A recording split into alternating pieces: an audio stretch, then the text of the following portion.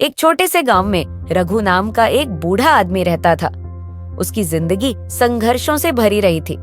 बचपन से लेकर बुढ़ापे तक उसने सिर्फ मेहनत की थी, लेकिन किस्मत ने कभी उस पर मेहरबानी नहीं की। उसकी पत्नी बहुत पहले चल बसी थी और उसका इकलौता बेटा, जो बड़े शहर के सपने देखता था, उसे अकेला छोड़कर चला गया था। अब रघु एक टूटी फूटी झोपड़ी में अकेला रहता था। गांव वालों की दया पर गुजारा करता था। फिर भी उसने कभी किसी के आगे हाथ नहीं फैलाया।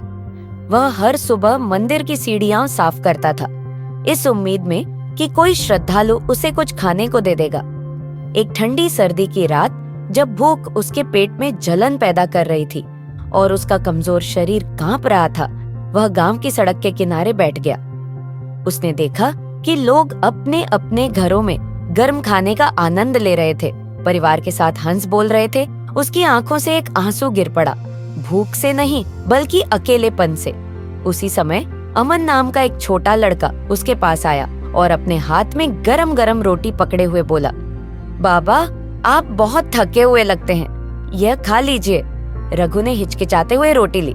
जैसे ही उसने पहला निवाला खाया, उसकी आंखों में आंसू आ गए।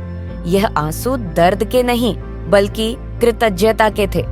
भगवान तुझे खुश रखे बेटा, उसने धीरे से कहा। दिन बीतते गए और अमन रोज उसके लिए कुछ न कुछ खाने को ले आता।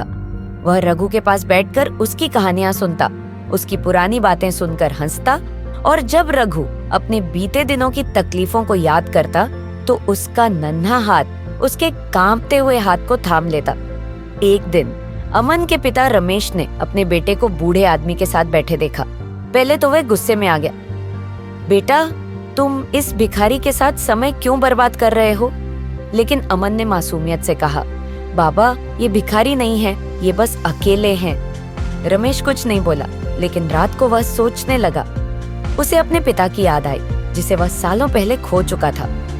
अगले दिन वह रघु के पास गया और कहा, बाबा, हमारे साथ चलिए, आपको अकेले रहने की जरूरत नहीं है। रघु की आंखों में आंसू आ गए।